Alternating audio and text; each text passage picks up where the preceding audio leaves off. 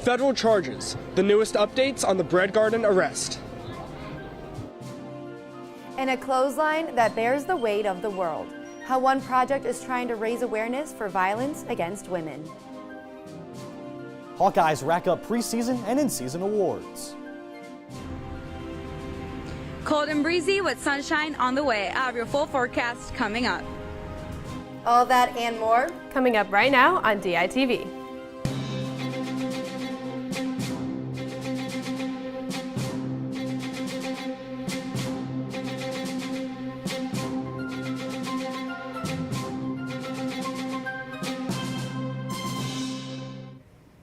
Good morning from Iowa City. It is Wednesday, October 22nd, and I'm Hannah. And I'm Kenna Murtis. Hannah, I noticed your lower thirds is different. Is there something you'd like to tell us? Yes, there is. I have changed my name. Mom and Dad, this one's for you. So I am now Hannah Fideli. I have the same last name as my mom and my stepdad right there on the screen, and my baby sister. I've kept this a secret from most of my family, but especially my parents, because I wanted to surprise them on the show. Congratulations, Hannah. We're so incredibly happy for you. Thanks, Kenna. But let's not waste any more time on me and check in with the third member of our team, Camila Muniz, who is live outside with today's weather. Hannah and Kenna, I'm here at the Stanley Art Museum, where it is currently a chilly 40 degrees across Iowa City this morning. Taking a look at the Pentacrest, it's going to reach a high in the upper 50s with cloudy skies early, then sunny in the afternoon. However, expect windy conditions for the rest of the day. Tonight, temps will drop to the mid-30s. Tomorrow will bring a few clouds early, then a mostly sunny afternoon, with a high in the 50s and a low in the 30s. I think it's safe to say that fall weather is definitely here to stay. That's it for now. Back to you guys at the desk. The man arrested at a local Iowa City grocery store last month is facing various fraud charges. DITV's Ryan Lynch is live at the Bread Garden Market, where it all went down, with an update on the case. Hannah, Kenna, this is a developing story. Jorge Gonzalez now faces federal fraud charges related to immigration and Social Security documents. On screen is the video from his September 25th arrest by multiple federal agents.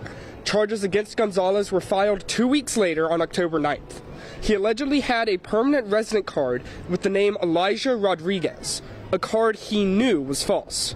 Charges also allege he had a Social Security card that was not assigned to him. Prosecutors said Gonzalez had the false documents to get a job. He allegedly gave the documents to immigration enforcement. Gonzalez had a hearing in Davenport on Monday to be released ahead of his trial. He was accused of violating terms of a prior release ahead of a potential deportation trial in February.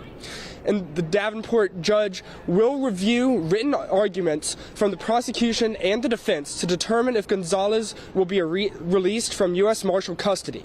ICE could still detain Gonzalez if he is freed. Back to you guys in the studio. 2 Iowa City men have been arrested in connection to shots fired last month. 30-year-old Dequan Mardiz and 30-year-old Lachelle Beard are both facing charges. Mardiz is facing several weapon charges, including possession of firearm, of felon intimidation with a dangerous weapon, and reckless use of firearm. Lachelle is facing criminal mischief in the 5th degree, a simple misdemeanor for intentional property damages. The arrest comes after shots were fired into a property, Shamrock Street, in September, causing some damage but no injuries. The case is still under investigation. A huge outage internet this week spanned across the globe, affecting millions. The Amazon Web Service, also known as AWS, is a massive cloud computing service and a host to several of the world's most used online services. Monday, we watched as several media sites, finance apps, video games, even educational services were shut down for a day. Now, Amazon says the cause was domain name system issues, meaning that applications were unable to find the correct name for the cloud's database. And here in Iowa City, the entire University of Iowa campus was also affected. Icon, the platform used by all university classes, was down for almost the entire Monday. Students say that the shutdown was happening during midterm season, was very inconvenient timing. Now the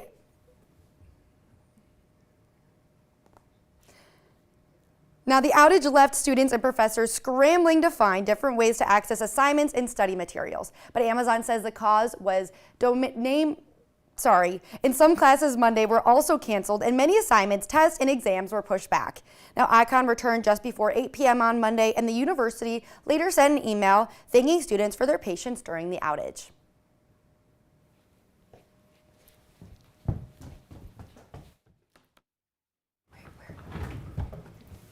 Now, students say the shutdown happened.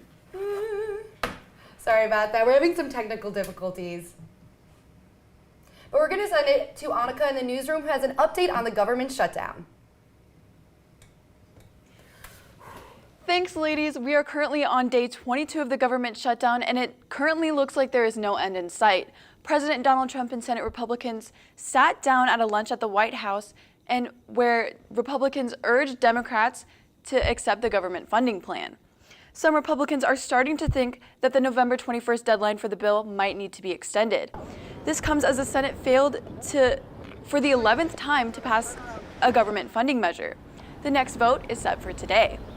Moving on to more local areas, Governor Kim Reynolds released the final Dodge report. Dodge is known as the Iowa Department of Government Efficiency. This report is filled with recommendations on how to increase efficiency and reduce wasteful spending in Iowa. One recommendation is placing the Iowa Public Employees Retirement System with a more defined contribution system like a 401k. Another impacting the education sphere is the development of a merit-based teacher compensation system that could give high-performing teachers bonuses of 3 to 10% based on student improvements. Daily Iowan Politics reporter Anna Mitchell has a breakdown on our website, thedailyiowan.com, under the Politics tab. But you can find the full Dodge report on the governor's website. For now, I'll send it back to the ladies at the desk. Iowa City's Major Leaf Program back for another year. The leaf vacuum program will be going through the city until November 26th. The goal is to clean up the autumn's fallen leaves. Each day, collection crews headed to different zones, picking up leaves from between the sidewalk and the curbs. The city asks residents to have piles ready by 7 a.m. on your area's designated cleanup days, as the crew will not be coming back to the neighborhoods for missing piles. You can find your zone and the collection schedule on the city's website at icgov.org/leafvacuum. And last night, DVAP and RVAP displayed their Clothesline project, which is meant to raise awareness for domestic and sexual violence by showing the stories of survivors on t-shirts. DITV's Kabedi Mutumba went to take us through the display.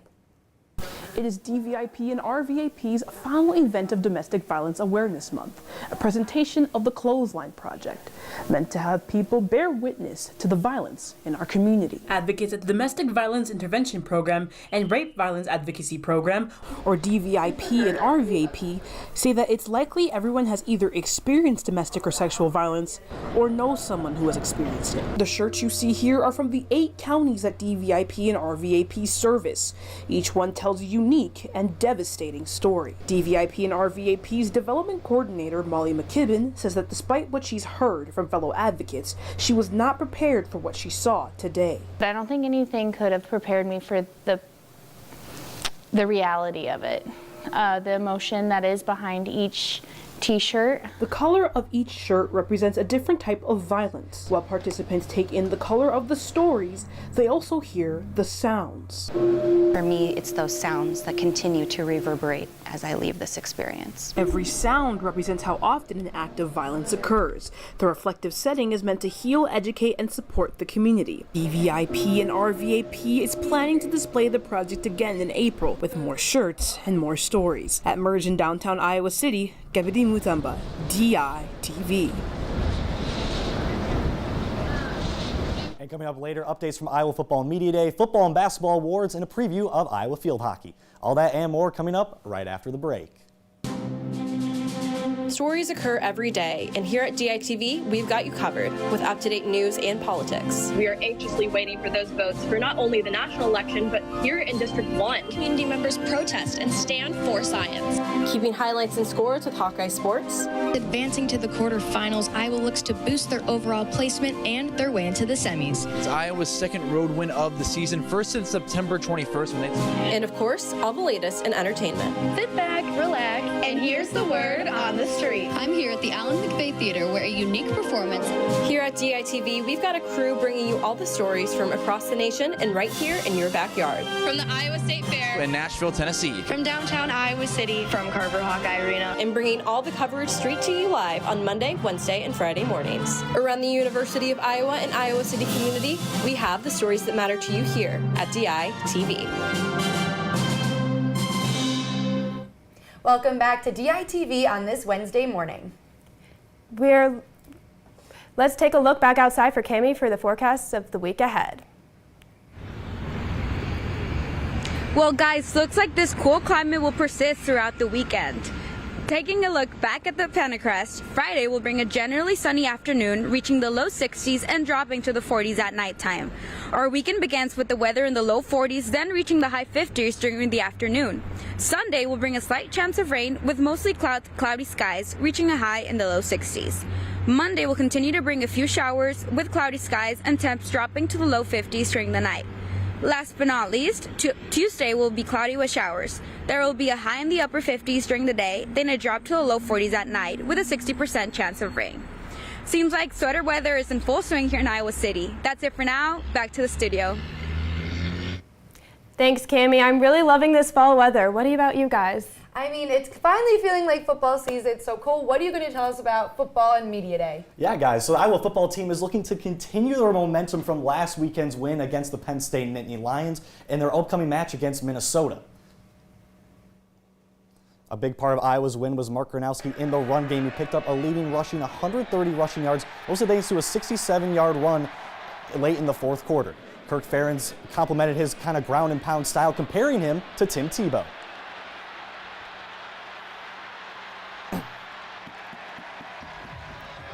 Mark kind of leads with that kind of style. There's just he's very grounded, yet he's very, he commands respect. He just commands attention and respect by the way he does things. While Gronowski has challenged defenses as a dual threat, the defensive backs have been a full threat to opposing offenses this season. Defensive back Xavier Wampa says it's the physicality that has led them playing their style of defense all year. I feel like that was a big thing for me, and just defensively itself. That's how we came with the W, trying to be the most physical team. We're just going to try and keep doing that moving forward. Obviously, it's what we try to do every week, but I feel like these last couple of weeks we've been able to do that defensively, and it ultimately helps us come out with W's at the end. And coming off a breakthrough game against Penn State, Xavier Wampa's week culminated with Big Ten honors. On Saturday night, Wampa snagged his first interception since his sophomore year, ending a 29-game interception drought. He also notched 10 tackles, contributing to winning Big Ten Defensive Player of the Week. Here's what the senior safety had to say. I was taking a nap yesterday, and I just saw I had a bunch of ats, so yeah, I just found out on the internet like everyone else. I was just excited. It was a pretty good thing, but ultimately that was last week, so gotta keep moving forward and ultimately try and do it again this week. Now, on top of Xavier Wampa being named Defensive Player of the Week, it was also announced Monday by the Jet Foundation that Iowa returner Caden Weegan was named to their midseason watch list. Caden Weegan took home the Jet Award last season, which is given to the best return specialist in all of college football. So far this season, through 7 games, Weegan has 1 punt return and 1 kick return touchdown. Weegan also leads the country in yards per return with 25.9. His great start to his final season with the Hawks have given him midseason All-American honors. Switching from the gridiron to the hardwood with the awards, Bennett Sturtz of Iowa men's basketball was given CBS Sports preseason second-team All-American. This is starting to become a regular occurring event for Sturtz, as he has also been named preseason All-Big Ten by Blue Ribbon, USA Today, and by the media. Shifting our focus to field hockey, the Iowa field hockey team is back in Iowa City for Fan Appreciation Night against the Michigan State Spartans. The Hawkeyes are coming off an overtime victory in New Jersey against the 15th-ranked Rutgers Scarlet Knights over the weekend. It was a huge win considering the Hawks have lost 3 of their last 5 games. With just a few games remaining on their schedule, they turn their attention to Michigan State tomorrow night for a 6 p.m. match at Grant Field. Well, that has me fired up. I'm excited for Iowa sports this week, but for now, thank you for joining us online or listening on KRUI 89.7 FM. We're here live from Iowa City every Monday, Wednesday, and Friday at 8:30 a.m. and online anytime at dailyiowan.com. For all of us here at DITV, we'll see you Friday morning right here on DITV. Stay tuned for DITV Arts and Culture Word on the Street. Up next, and happy anniversary to Angie and Tim Looney.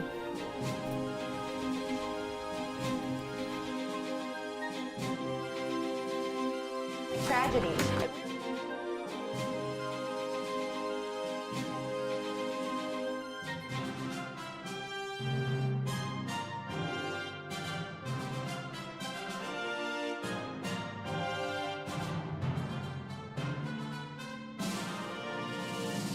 This time on Word on the Street, a fresh take on a classic tragedy. And we are back with our regular scheduled programming this week. So sit back, relax, and here's the word on the street.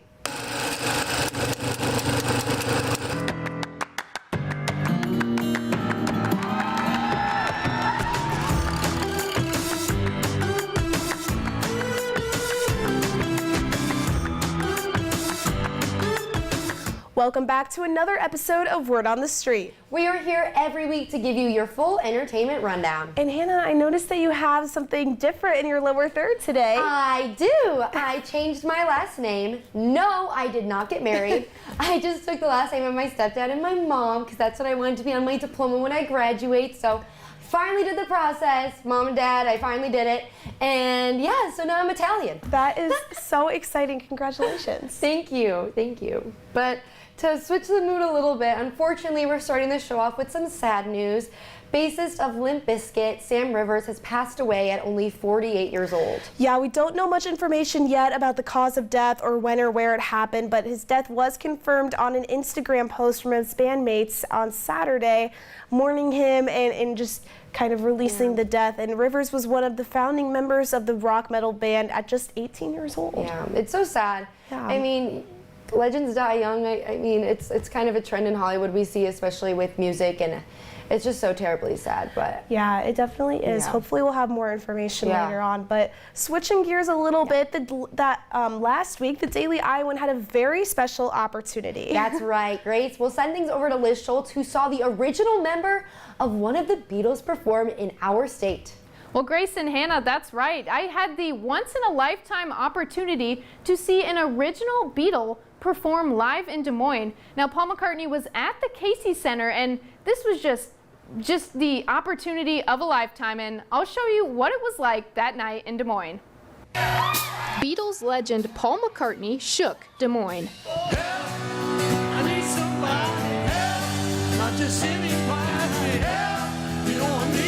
McCartney brings his Got Back tour to the Casey Center in Des Moines with a nearly sold-out crowd.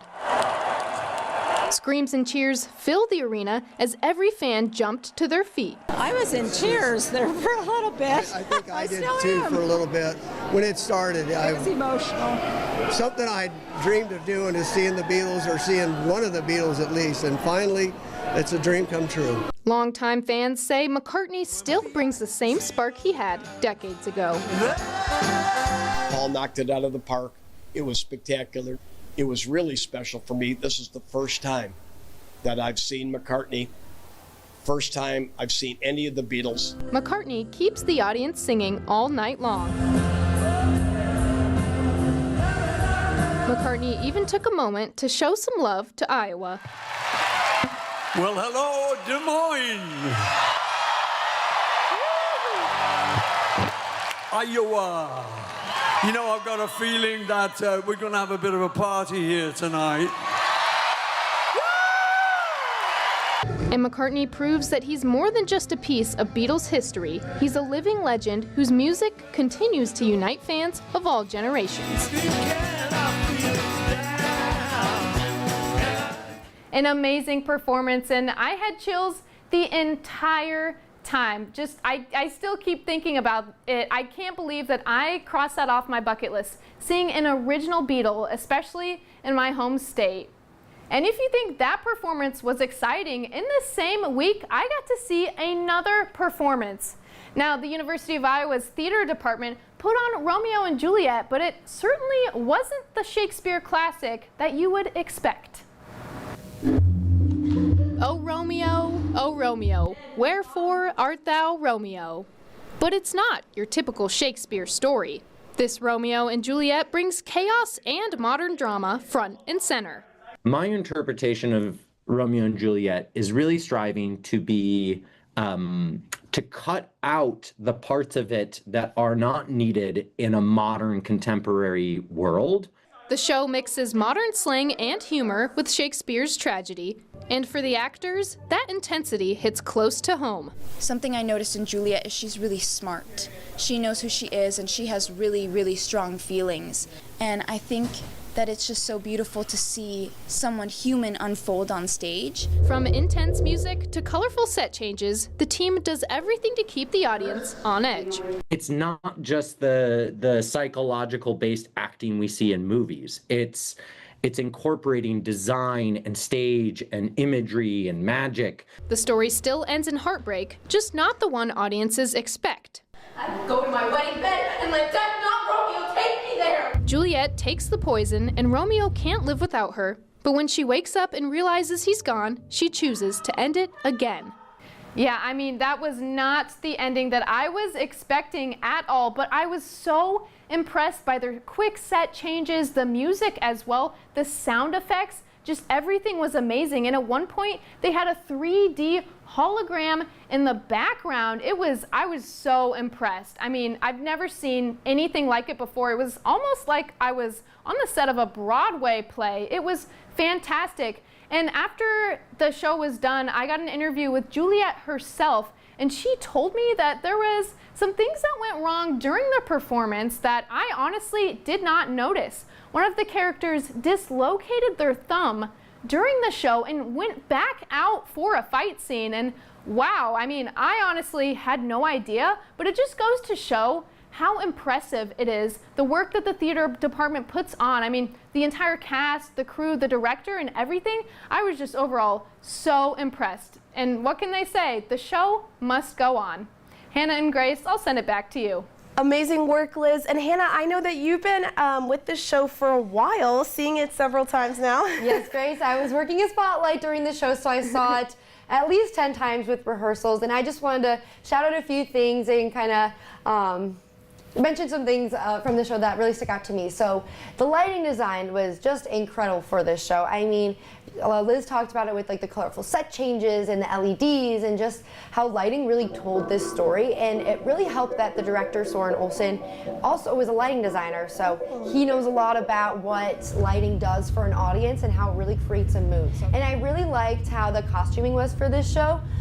It was very modernized, and I got word when I was talking to one of the actors that it was trying to represent that the Montagues were more old money and the Capulets were more new money. So that's why we saw like Lord Capulet in a tracksuit, Juliet was wearing jeans, versus like Lady Montague was wearing like a traditional like more two-piece pantsuit set.